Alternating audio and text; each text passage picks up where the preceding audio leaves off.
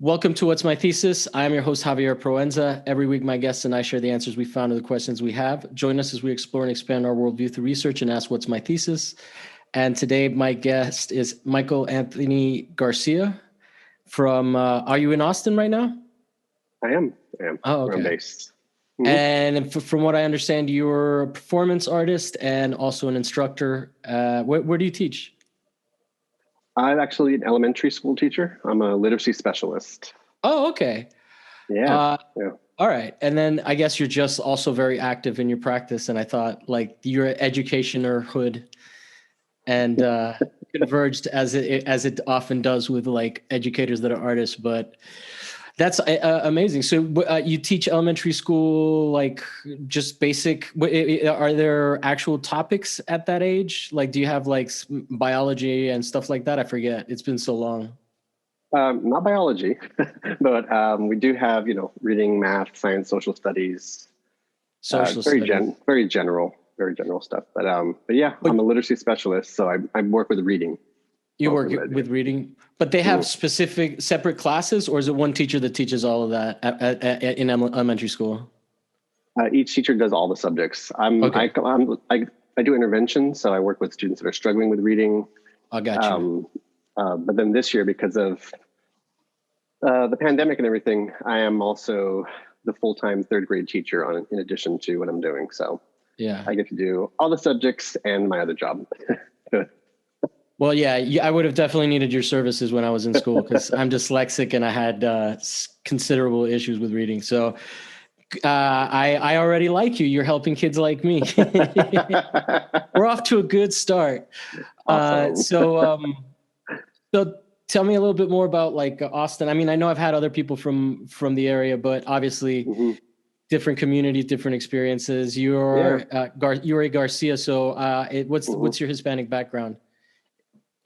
My parents are both Latinx. My mom was born in Mexico, so she's immigrated when she was 16. So. And your dad was born here? He was born in New Mexico. In New Mexico, Latino family, yeah. Yeah, and so does he identify as Chicano, or is that like? Because I know that's a very specific thing that I have very little relationship to, being Cuban, but. Is that like something that everybody of your dad's generation would have been into, or is that like mostly an LA thing? I don't know. Yeah, so I was born and raised in El Paso, and that's where my parents met and lived most of their lives. So there was that element in amongst the world there, but I wouldn't say that he particularly identified. I mean, he clicked with lots of different kinds of people, so. He may have, and I just never knew. Yeah. But he's, at the dinner table, he doesn't go off on like tangents about it. Oh, no. He never did that. Okay, my dad is Cuban, so you can see where my experience informed that question. Yeah. Enough about Castro, Dad. Gosh. Yeah. En la patria and all that nonsense. That's hilarious to me. But so yeah, man. So how long have you been in Austin? Was that like you? How long were you in El Paso too? Because I had you were introduced to me by Robert Jackson Harrington. So he's also from El Paso, I think, originally. That's correct. In Austin. Do you guys know each other from way back? Is this like a long time, or you guys met out in Austin?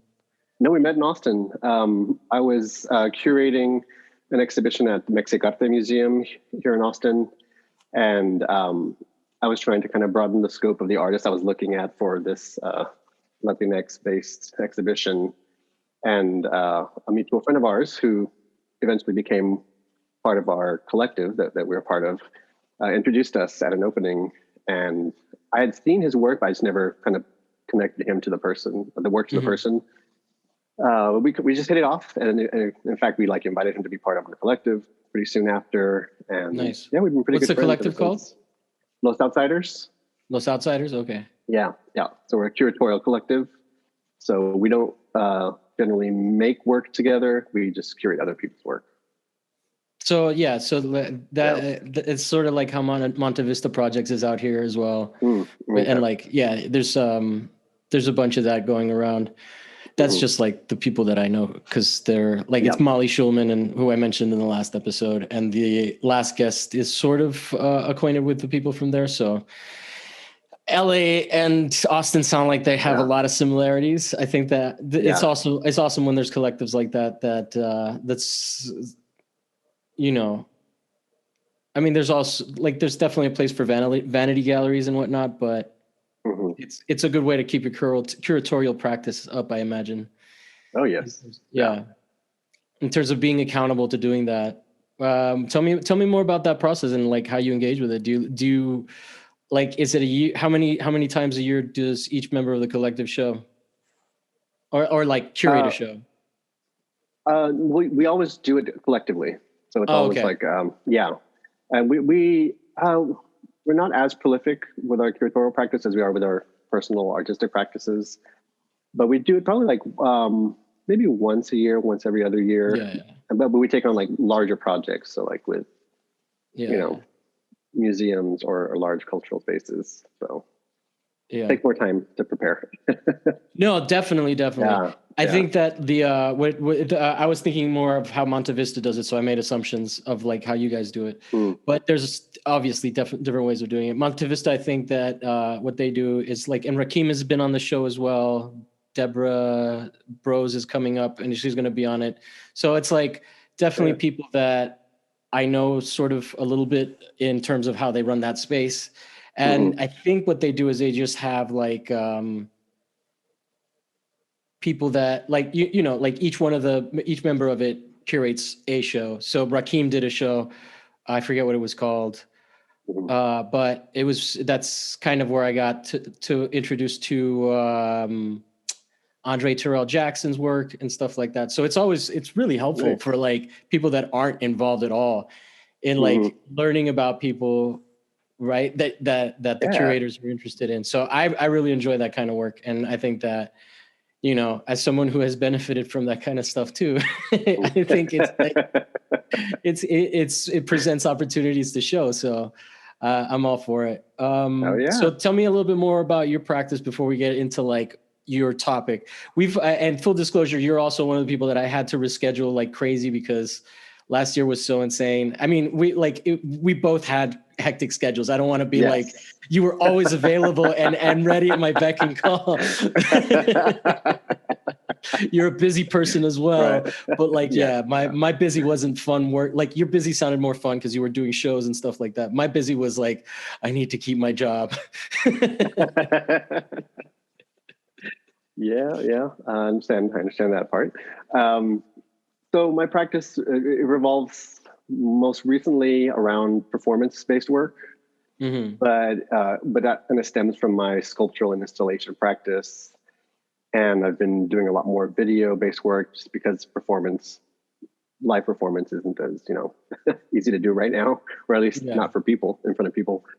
Um, so a lot of my work is kind of based around my connection to my identities and through an exploration of science and science fiction. So that's kind of a really big part of what I do. So I very much like a Latinx futurism. Okay. Like Yeah. futurism in terms of like the Italian futurists, or In futurism terms in of, terms of like what contemporary people talk about futurism, where it's like science fiction, like a yeah, futurist like Bill Joy. yeah, yeah. So like, Okay. like Cool. Afrofuturism, that kind of thing. Yeah. What's Yeah. Afrofuturism? So it's the same thing. It's just this idea of like placing uh, Black culture and Black bodies in the future. So this way of perpetuating and kind of putting out this positivity of like, we will exist in the future, Okay. and we will be prosperous and we will be, that kind of stuff. So Yeah. yeah, trying to put like a positive spin on my Well, that's interactions with the world. that's kind of interesting because there's like a movement in science fiction authors that like Mhm. feel like they're kind of responsible for the way that the world turned out by setting expectations.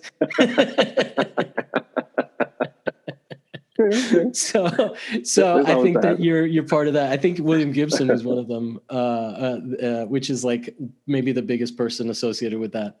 But I just thought that was funny because I'm like, yeah, you've certainly made your money off of it, homie. But yeah. And that doesn't change the fact that Snow Crash is my favorite book, even though it's entirely about anarcho-capitalism.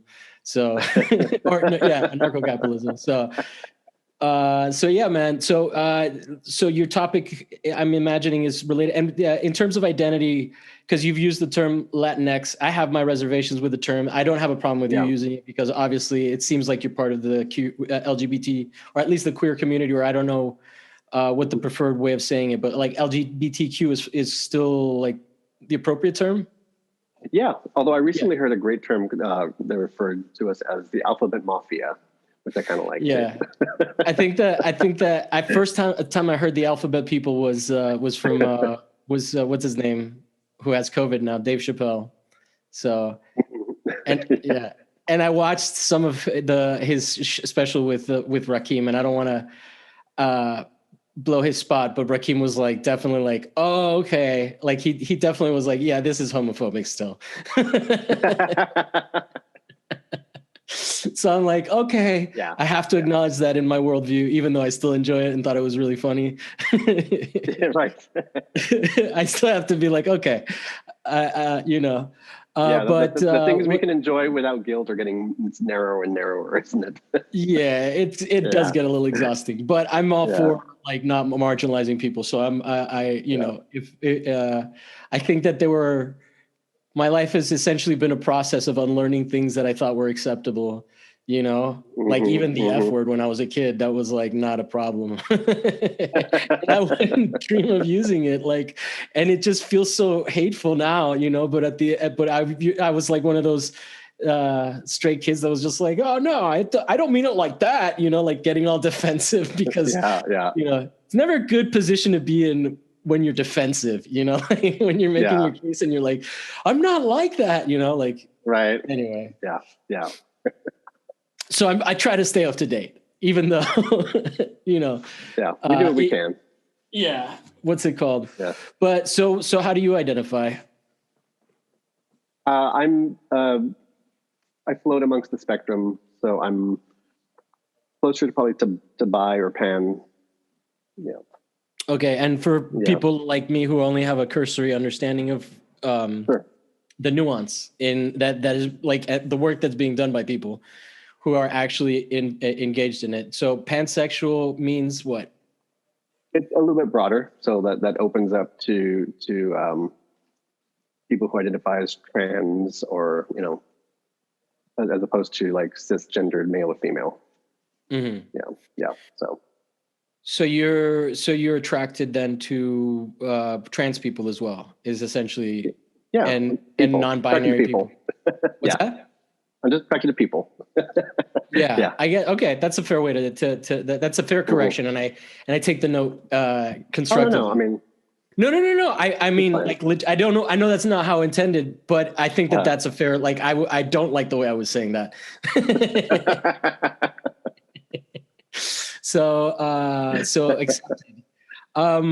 Cool. Yeah. I mean, I have like obviously a very cursory understanding of all that, just because it's definitely something that in culture you sort of have to seek out a little bit more. And I remember also being, I don't know, transphobic sounds like I was afraid, but like I was definitely trans skeptical for like just because I didn't understand it for a long time. And I think at a certain point I just realized like, oh, like, what does it matter? You know, like, like I just, it stopped mattering to me, like to make that argument and that distinction. So I'm not necessarily the most enlightened person, but I guess like laissez-faire, I guess. There we go. Yeah. So, but I mean, I do think that that's an interesting push that's happened, right? Like, where like, I've had people explain to me that they don't like Black Lives Matter because they're pro-trans. And I'm like, Okay, like you know, like that to me that's like Yeah. a like I guess I'm a case study in how like information getting out there can help people sort of like understand things a little bit better, right? Because Hmm. essentially Hmm. I was just completely ignorant and just like grasping at straws without actually having a person's experience, right? Yeah. But anyway, but yeah, I definitely find all like conversations are always helpful. So like tell me more about your practice and how you like it embodies this sort of didactic Yeah. approach. Um, so I guess for me, it's also like a way of pulling myself from this idea of like trauma porn in speaking about uh, identity, Hmm.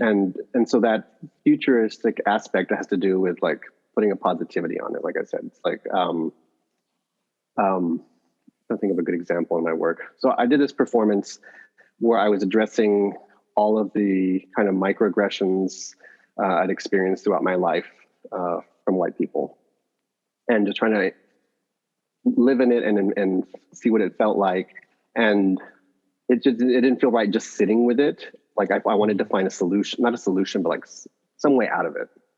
And so in this performance I did a few years back, I had different participants who I selected from an audience who were white, and they kind of through proxy were representing, other people in my Hmm. life, and trying to find a way of finding peace with the person, and if not, working towards a point of forgiveness at some time in the future. No. And so I would go up and I gave them these white gloves, and they would come up and caress my face, and I would caress their face with the same kind of gloves. And then I took the gloves and I was pinning them to what I was wearing. Hmm. And so like this idea of like, okay, trying to sit with it, live with it. But again, it was like trying to find a way to see if there is a path to forgiveness. So Okay. it's like a practice, if you will, much like yoga or meditation of like, you're not going to find the solution in the moment, but the more you do this will lead you to, Yeah. yeah. Healing as a process rather than like a resolution. Yes, correct. And as a way of like going away from this idea, I'm so sorry. I didn't realize that alarm was on. Um, it's a way also of just not sitting with that negativity and being like, boohoo, woe is me, this shit happened to me, or this shit happens to us. It's like, okay, let's take that and be productive with it and go Hmm. forward with it. So Yeah. like what kind of negativities? Because so mostly so this in this particular case we're talking on race lines, which I can definitely Mm. to in terms of like it's one of those things where definitely I am white passing, but there like doesn't necessarily protect me all the time from certain Hmm. people. And it's like, for example, like I would say that to anybody that is black, from their perspective, I'm a white guy, and that's valid. I Hmm. totally Hmm. Hmm. understand that. But Yeah. to like a Yeah. white dude, like when a Hmm. black guy is like, "Hey, man, I thought you were completely white until I found out your name was Javier." I'm like, "No, that's fair." I, you know, but like say in when I used to work in Manhattan Beach in the South Bay area over here, and just like different parts of LA that like as progressive as we think of LA, like rich white people are still rich white people. So Oh I can yeah. Yeah. yeah, I can totally understand the validity of that, right? Like Hmm. it's especially like also being a hairy motherfucker. A fellow brother, we bonded over that via Instagram. Fellow Right. Yeah. brother in hair having and hair loss. One of the things I want to ask you about is the like what's you use beard wax or what? Like I can never grow it. No. No, I've it's just yeah. that's it. Oh, natural. Yeah. I've tried to use some product before in the past, like waxes and oils and stuff, and I couldn't stand it because like I could smell it all day, and Really? Yeah, and I would especially if like it's like right here. yeah, and then it's like having like that oily sensation. You would touch my face, and all of a sudden I'm like So I was like, no, let's go natural. So like, then, okay. So tell me more about that experience a little bit. So that like people that are not familiar with it, you know, like, I mean, I'm sure there's going to be people listening to us talk and being like, boo fucking who as well. Yeah. Right. Like there's a whole range of the spectrum, but it is still a valid thing. Like, what's it called? Like, I think most of the people that are going to be a boo fucking hooing are the white people, though. In my experience, if you talk to a person of color about your experience, like someone like of more marginalized than you, you find that they're just relieved that you have some level of understanding, even if you can't grasp the whole thing. That like immediately there's a safety there, right? Yeah, definitely. Yeah. So anyway. With that preface, so that white people can chill the fuck out. Like, what's the experience in Texas? I mean, obviously, we have also a very bigoted idea of Texas in general, right? Mm-hmm. And which is valid, which is very valid. Yeah, it's still it's still part of this country, and its history is embedded in it. Austin, being the liberal haven that it is, quote unquote liberal haven, it's a very white liberal haven, and like you were saying, like class will trump excuse the phrase, will trump skin color or cultural background. Yeah. So you feel it for sure. Everywhere. It's just like that's just part of the experience. And like I said, I grew up in El Paso, so went to a predominantly Mexican school, like with lots of Latinos, and so when I went away to college, the experience was like so jarring. Yeah, because I went to school up in Sherman, Texas, which is just like north of Dallas, and it was like culture shock, because it was like, okay, I am a minority now. I know what it feels like to be a minority within. Yeah. No, I relate to that, especially leaving Miami was a very specific experience, because it was like that. First of all, that was the first time I wasn't identified as Hispanic at all. Like, people out here do not think of me as Latino. They either think I'm Persian, Arab, Armenian. I get everything. I get that. Same here. Oh, I'm sure you do. I'm sure we like the people would think that we're brothers. Right? Yeah.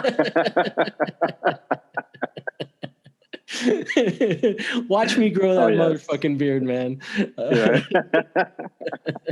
I even get people from those cultures who think I'm part of the culture. Yeah. People speak Farsi to me all the time. Yeah. That's not offensive. What is offensive, and here's one of my microaggressions, which I'm sure you've had happen, is like where people are relieved when they find out that you're not Middle Eastern, or that you're not like whatever they thought you were. Like that can be a pretty like, ooh, now we're having a us versus them conversation that wasn't like. Yeah, it turns on a dime. Yeah, it's pretty uncomfortable. Well, it's funny because like a lot of the microaggressions I've experienced are because people assume I'm Middle Eastern.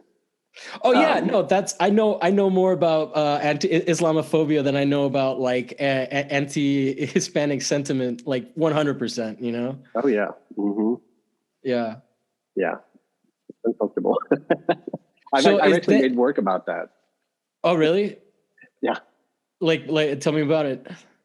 So it's a sculptural installation, and it was this table that had holes drilled through it, and popping through were articles of clothing that were the colors of both the Mexican and Iranian flags, so the red, white, and green, and this kind of playing with this whole idea of like which is which, and yeah. Those flag colors. I don't know if you got a chance to listen to. I had a vexillologist on, this woman Christina Victor, who's also Cuban. I did, yes. Oh, okay. Yeah. That shit blew my mind. She got me thinking about like, Trumpism, and like just how appropriated red is in, and it can mean so many different things. It can be communist. It can also be like extremely right wing. It's all of that shit is crazy. I like, I'm still kind of interested in poking in a little bit deeper into that one.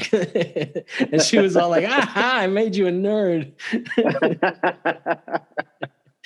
But yeah, all of that shit is interesting. So then what, like, do you ever feel like you're not accepted by, like, I think one of the beautiful things about speaking Spanish, do you speak Spanish? I do. Yeah. I think one of the beautiful things about that is like the rivalries and the community between like Latin American cultures, and how we have like this like common language, but completely different experiences and completely different values in very many cases. Although it does seem like one socialist value is kind of emerging. No matter how hard America tries to beat that shit down.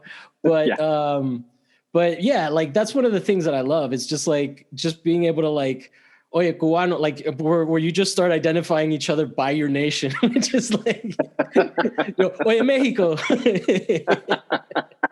That's such a Cuban or that's such a old Latino man thing. I don't think our generation does it quite as much, but when you're playing soccer, I don't know if you play soccer, but like, that's one of the things like, Brasil.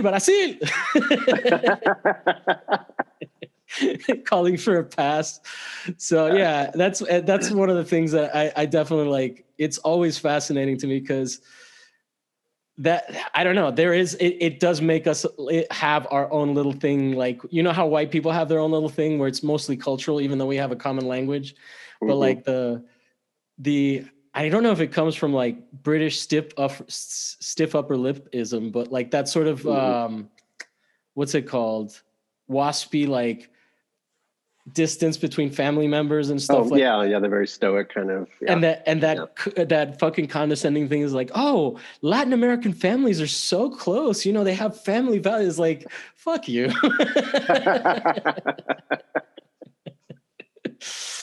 But anyway, so tell me a little bit more. Like, do you, as like a queer person, does that come up at all with your Latin identity? And then also, do you ever feel like you're not identified as Hispanic with your own community, or are you easily recognized by your own people as like, you know, because like if I'm in Miami, Cubans are like, "Ay, este cubano de mierda," you know, but like, yeah, it definitely has to do with where you are.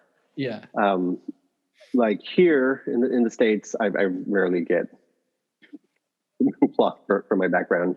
In fact, it can be really frustrating because like there's a little Mexican grocery store down the street from me, and I go there all the time. And you know, everyone there's, it's a little embassy basically. You walk in there and you're just like, okay, this is not the U.S. anymore. Yeah. And everyone's speaking Spanish, and so I just speak Spanish to them. But then when I get to the checkout, you know, it's time to have that interaction. Like they refuse to speak to me in Spanish, even if I'm speaking in Spanish. Wow. And I was like, come on, y'all. at the very least, if you think that I'm not, quote unquote, one of you, then, you know, at least this person who's not one of you is trying to speak your language, then try to speak it back, you know? But, it does feel like a rejection. I totally feel that. That also, because in Miami, dude, if you don't speak Spanish to people, like you are sort of, I remember white people growing up. I had friends, this guy, Steve, and this other guy, Robert, and they were like straight up white Americans. Right. Mm-hmm. And it was also a weird experience to have because they lived in Miami. So their parents would always complain about how they had to be bilingual to really get a job here and stuff like that. And, it's kind of like that South Park setup where like the white people are poor and Token is the rich one.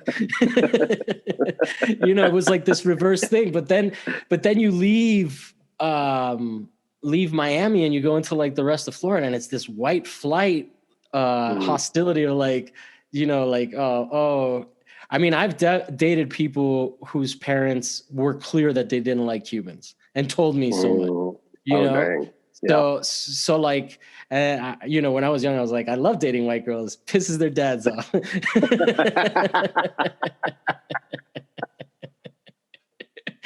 But all that shit is crazy to me. It's like, there's this hostility. I don't know. I've also noticed that there's like a lot of people that try to assimilate real hard. And, you know, I've talked to Hondurans that are like Uber drivers that were upset at Hondurans because they're like, because it was around the time of the caravan, and it was just like, you know, like because they give us a bad name, and I'm like, oh, That just hurts me, you know, like it's self-loathing. Yeah. It's learned self-loathing. So all of this shit is so crazy. But I don't know. This culture will fuck you up for sure. Yeah. I mean, it goes out of its way to make you hate who you are, whether it's your culture, your orientation. Yeah. Yeah. And how do you envision this future?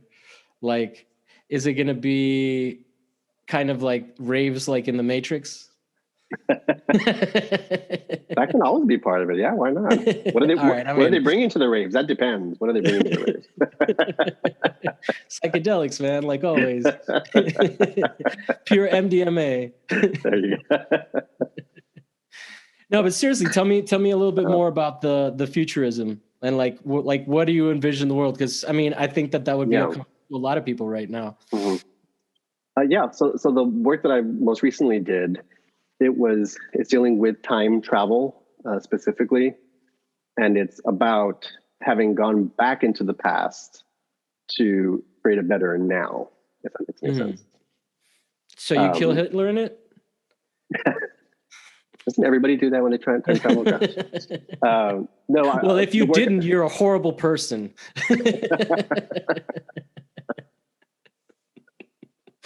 Then there's always the thing. What if Hitler was a baby when you get to him? You kill a baby? I would. Yeah. All right, I'm just going to take a sip of this. I wouldn't. Yeah. I'd put him in a box. There you go. With no holes. And then it'll be Schrodinger's Hitler. There you go. Oh, gosh. Anyway, that got weird. Yeah.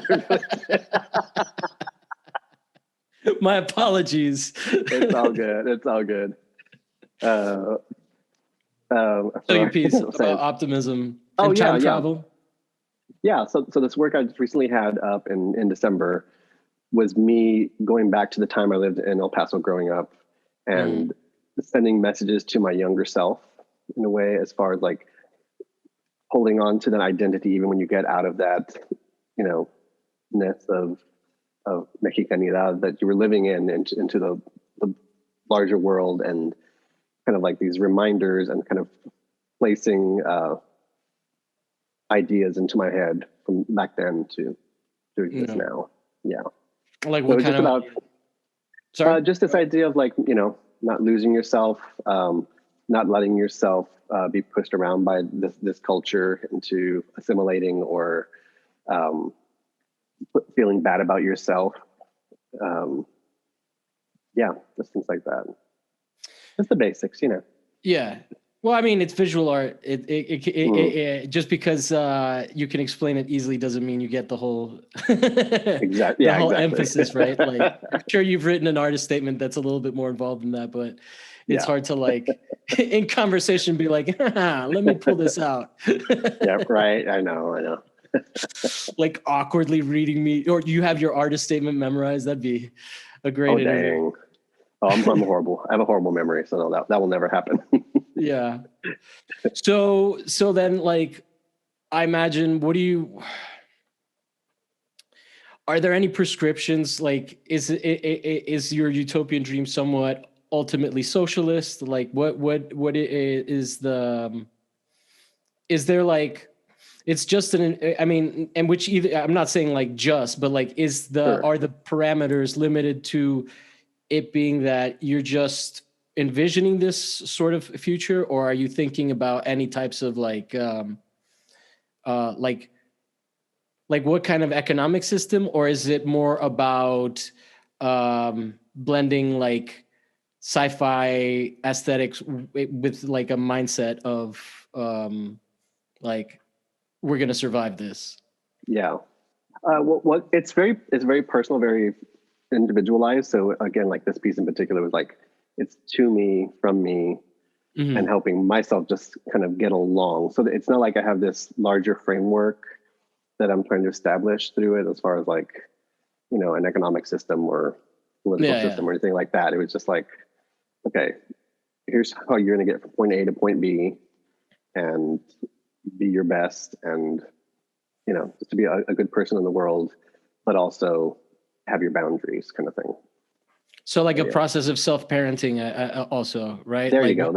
What you learn. Yeah. So yeah, that's interesting. And so it's like a more internal, in this particular case, more internal, like a dialogue with yourself, which is interesting. I mean, like people, it's who wouldn't want to fucking talk some sense into their younger self? Right.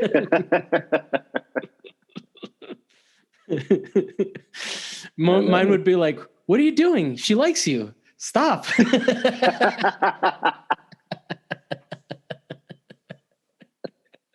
Let's just date her to piss off her dad. Yeah. Oh no, I'm talking more about the white girls I didn't get. Oh, okay, yeah, that's true. The ones that got away because I was too insecure.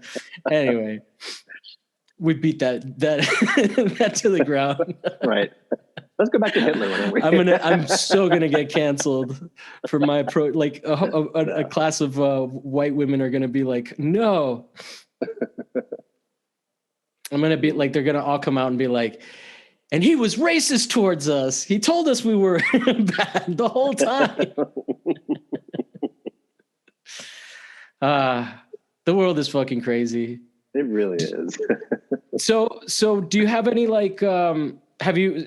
What's the experience with being queer and Latino? Because I mean, I know that the stereotype is always that it's hard, but I'm from Miami, so my understanding of it is that like you can have Republicans that are pro-gay as long as it's their kid that's gay, right? Like, is that sort of your experience, or is Mexican machista?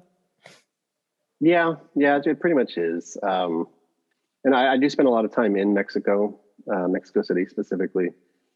So it's obviously like a metropolis. It's like this gigantic place, but it's a lot more open-minded and liberal than most of the country. But you still kind of see the shades. You interact with people who have different experiences with their families or what that situation is like. I did get to go to a Pride March there in, when was this? It was like 5-6 years ago, maybe. And it was like insane. It was like the biggest gathering of people I've ever seen in my life. Really? It was like this gigantic river of people, and like people like on the sidelines, like of all backgrounds that you could even imagine, being there to support these people. So that was like really crazy empowering to see, like, whoa. And I was there with my best friend, who was also like my co-host, one of my co-hosts on my podcast. And you have a African. podcast? I do. Yeah. Oh, what's it called? Are we following each other on podcasts? I'm really bad at keeping up with the social media on the podcast, okay. So maybe we are. I don't know. What's it called? El Puente. El Puente. Okay. Yeah. I'll seek you out on Instagram. Oh, nice. Thank you. Oh, yeah. So yeah, it's 3 of us that do the podcast, and it's my 2 best friends who are African American. And anyway, so he was with me on this trip, and like we literally just got carried away by this river.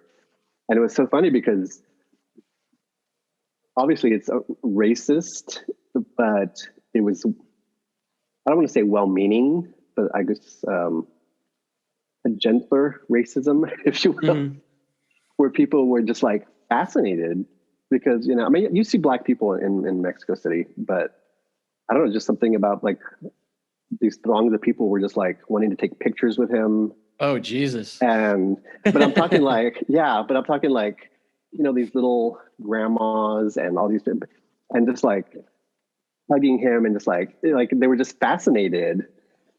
So it was like a bit uncomfortable, but I mean, he took it in stride. He loved it. And he was just like, it's hard when they're loving you. Yeah. He had fun with it though. Cause he was like, make sure to buy my album when it comes out. He didn't have an album coming out. He was just playing with the situation. But yeah, it was just like this very open, this environment. It surprised me, but it was, it was pretty magical. But I think Abdiel was living there for a while, and I got to see a lot about of the underground like trans perform like or drag queen scene and whatnot out there. And so my perception of it is like it's very accepting, but that's only because of what I see on Instagram from the people that like I follow, right? So but I have also known women to be like Mexican women say like I don't want to live there because it's so fucking machista. And I'm like, oh shit. Yeah. Oh yeah. That's the prevailing energy for sure. Is the machismo. What do you think that comes from? Do you not dare to speculate? I don't know. Yeah. I mean, it's hard for me to say because it's kind of at a distance from me because my father was totally not like that.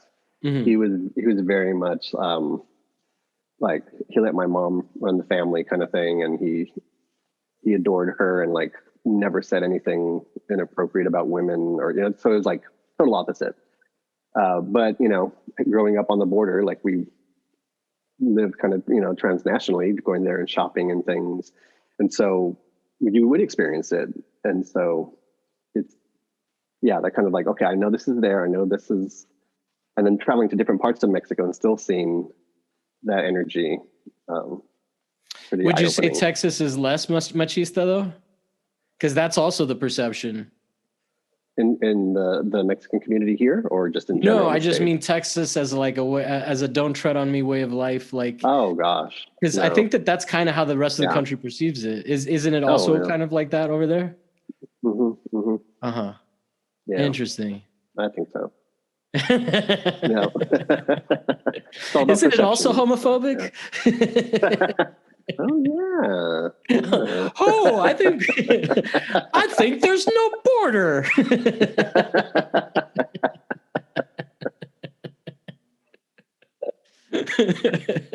Yeah. That's a fair conclusion. Right. So what else, man? Like, what other stuff are you into? Like, in terms of what you like, are you at all political? Are you? I mean, or is it mostly like politics of identity that you're interested, or are you at all into like I'm just curious, because I don't get to talk to people from Texas like on a daily basis, so I want to get.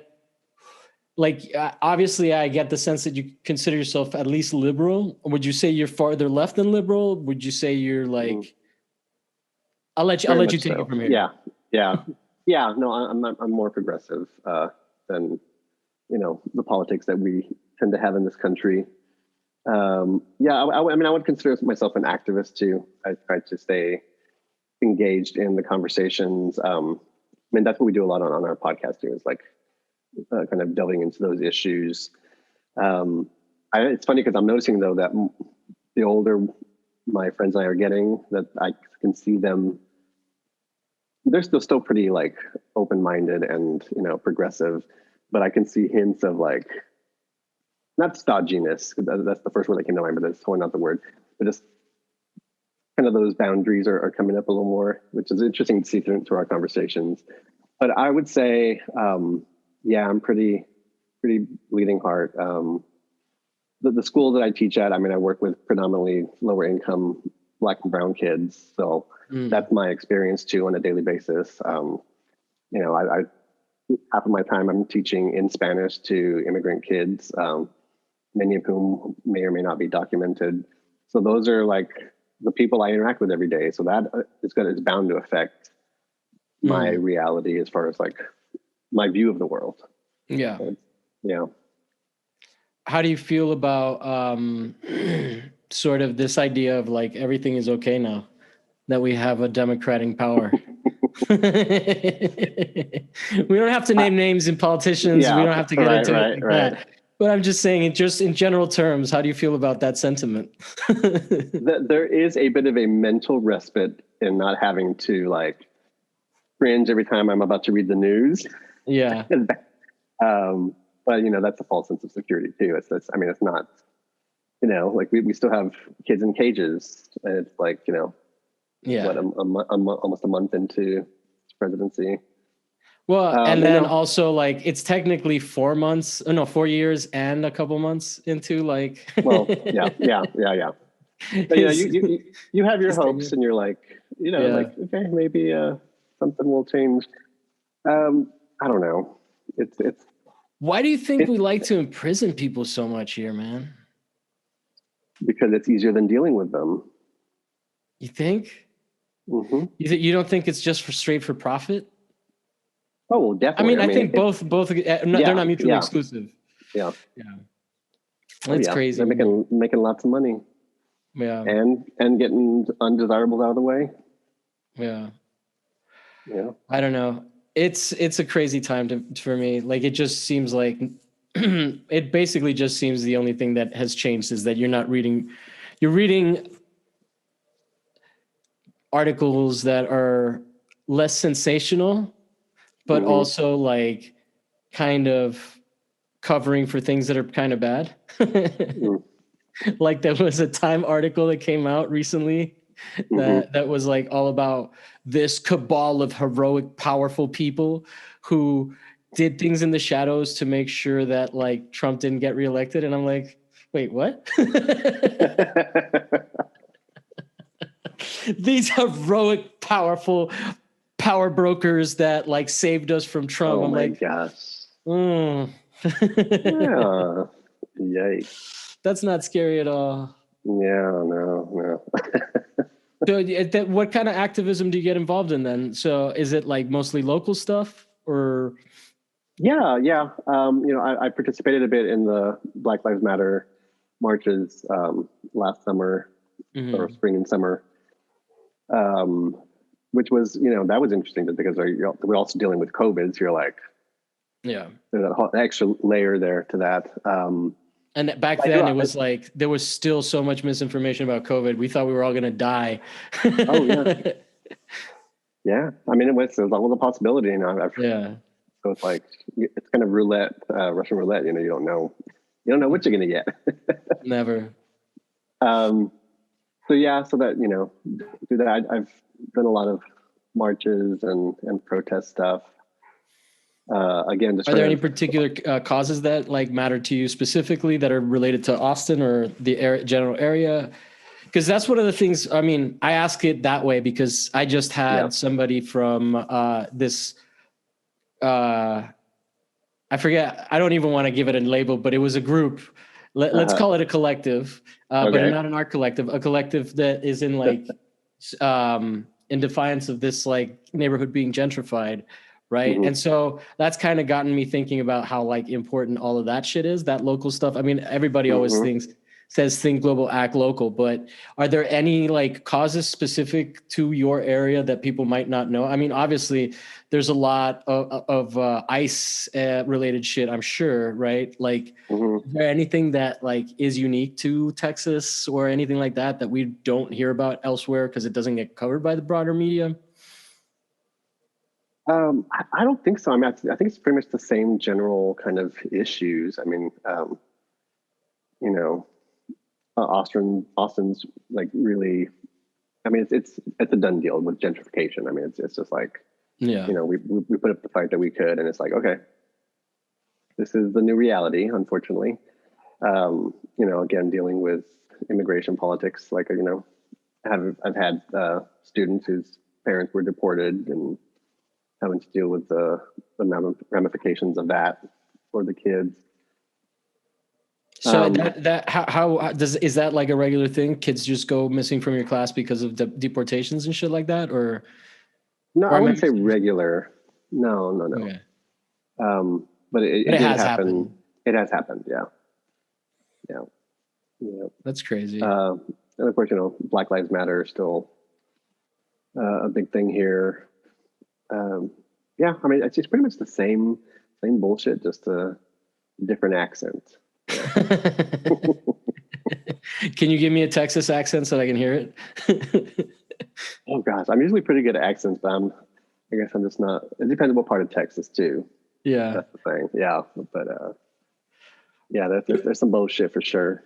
The Some bullshit for reason sure. I ask is Yeah. because I think there's like a discussion on the left because I don't know if you've ever heard of the Trillbillies podcast, but there's like some leftists that are from the South and have Southern accents, and they have a show, and they're kind of talking about how, like, have you guys ever noticed that when, like, here, like, I mean, I wish I hadn't set it up like this. Now I could just be like, hey, do a dumb person accent. And chances are that even I would like probably be like, yeah, you know, like a Southern accent is equal to like stupidity to us in this really weird way. So like people on the left are like, this is probably not helping us on the actual left, not on the crime bill left.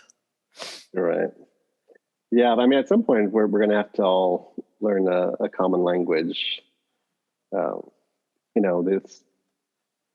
You know, obviously, we're never going to completely agree with lots of people on the other side, but I think ignoring the fact that they're human and they have what they got to deal with too on a daily basis. I mean, they're dealing with poverty, they're dealing with all the same issues that we are, and like once we can speak a language where we're not talking down to them, I think that's a huge part of the problem with the liberal side of things is like, it's always about like, oh, we're more educated and we're going to talk over you, talk over your heads.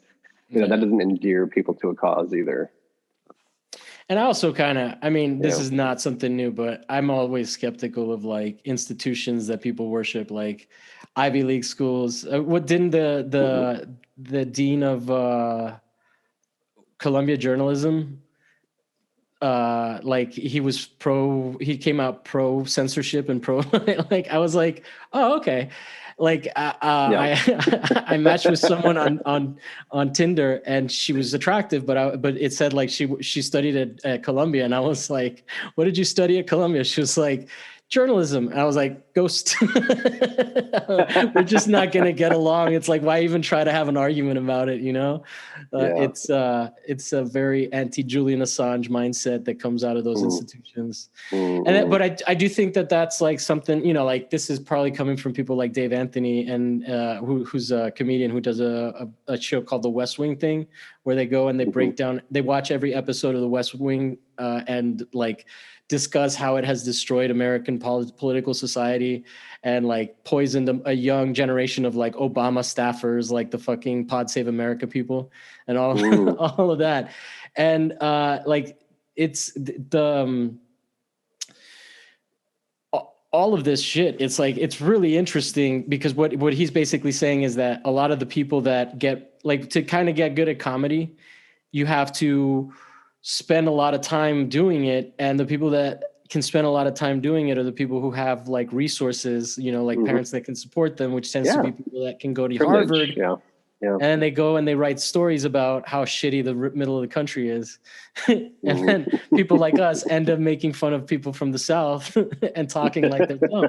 It's this crazy, weird, like market force, you know? So I always find that kind of thinking interesting, right? Like in terms of like, why do we do shit like this? You know? Yeah. Like my favorite thing is how we've divided, how somehow like the left and the right split like worker protection, right? So the right was the one that was like, oh, fuck all immigrants. Immigrants are bad, even though their corporations were doing great. And then the Democrats were like, no, that's racist. We should ship all our jobs away. And by dividing that argument, they just picked our fucking middle class apart. Like, it's insane how they do that shit. So I don't know. I agree with you on that sentiment of like, yeah, we're going to have to talk to people that we don't agree with, even racists, you know, like that are poor. I don't know. It's tough because I mean, you know, your first inclination is to be like, you know, fuck you, get out of my face. How dare you? You don't think I should exist on many levels. So what? Yeah. But I think, I mean, and I say it's being a teacher, like we have to educate people too, and you can't educate them if they're not listening. They're not going to listen if you're talking down to them. Oh my God, that's my favorite educator. Is the one that treats me like I'm an idiot.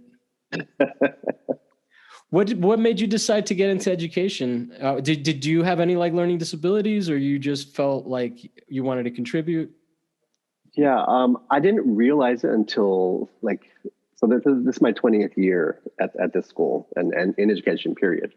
Uh-huh. And That you were saying that, 28th year in the world, and I was like, "Fuck you." oh, I did not look 28, please. No, this is my 20th year as a teacher. You can stop laughing at the fact that I don't look 28. Thanks. Sorry, I can be a bully sometimes. Go ahead. And so over the course of those many years, especially as I focus more on reading, I have seen signs that I'm probably dyslexic to some level. Mm-hmm. And I just knowing now what I know, that's how the brain can compensate in different ways to get through that. So I probably do, but that was never my intention of going into education. Mm-hmm. I literally started right when I got to Austin.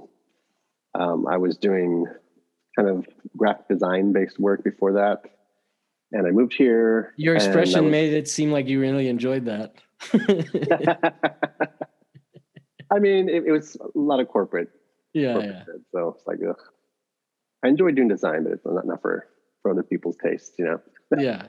Which is what the whole career is about. But yeah, so I moved here and it was right at the beginning of the Bush recession, and it was really hard to find a job. And 2008? I was like, you know what? 2001. Oh, the Bush recession? Well, at the beginning, like when he was about to take office, and like, I guess it was the end of the Clinton years when like the economy had gone so high that it was coming back down. Okay. Yeah, so like couldn't find jobs, and it was like freaking out. And I was like, you know, but I've always really gotten along really well with kids. Wonder if I can do some subbing for a while until I find something.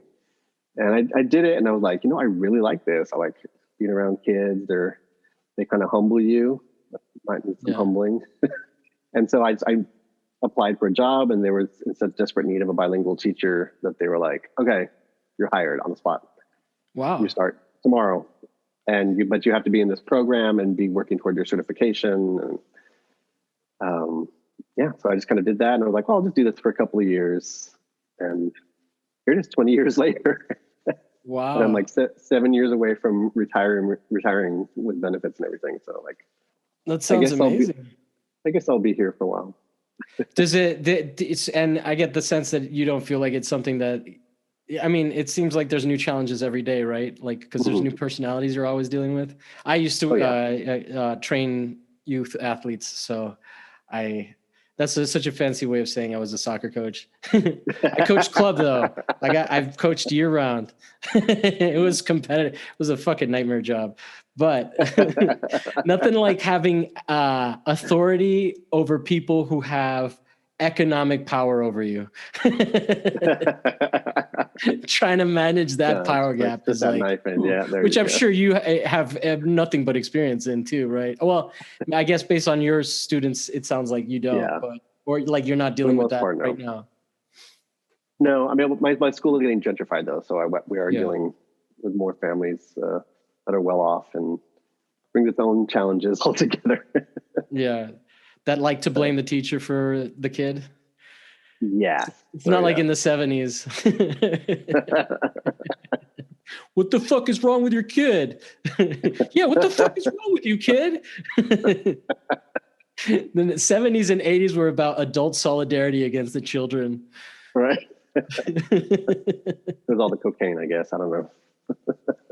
Yeah. High-strung adults. I don't know. I don't know. Do you have any stuff that's coming up, man? Do you have any like things that you'd like to plug? I'm trying to think. Like my brain has been fried because I'm teaching all day through Zoom, which is not ideal. But I'm also working on my master's remotely, so I'm on the computer all night doing work and doing readings and whatnot. I have mostly like a lot of like speaking kind of talk, engagements coming up more than anything else. What are those? What kind of topics are you addressing on those? So I'll be giving a lecture. Cake or cookie? There you go. I'm gonna start hosting panels. I think I'd be good at it. Yes, that'd be great. Yeah, that'd go really well at this space here in Austin called MOHA, the Museum of Human Achievement. Oh, cool. They will sometimes have people do PowerPoint presentations on just random topics. That'd be good. Next time you're in Austin, we'll see if we can hook one up for you. I would love that. Now I have to make a whole conspiracy theory behind it. Yes. With like, arrows pointing everywhere. Yes. It's gotta have a satanic origin. I don't know. All the things that I like. Yeah. Serial killers. Throw a little Jeffrey. White girl. No, angry parents. Yeah. Angry white parents.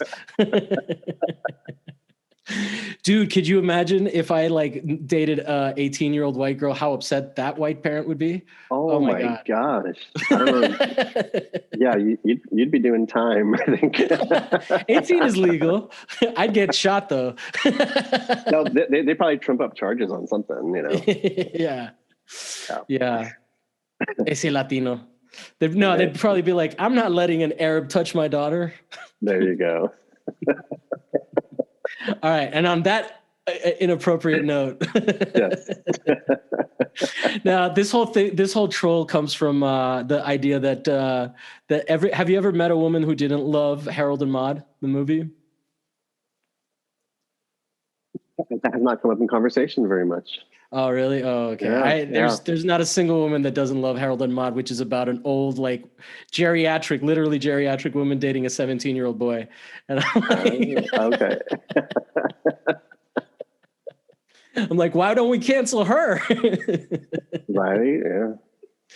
Anyway, our society's complicated. Maude. Yeah.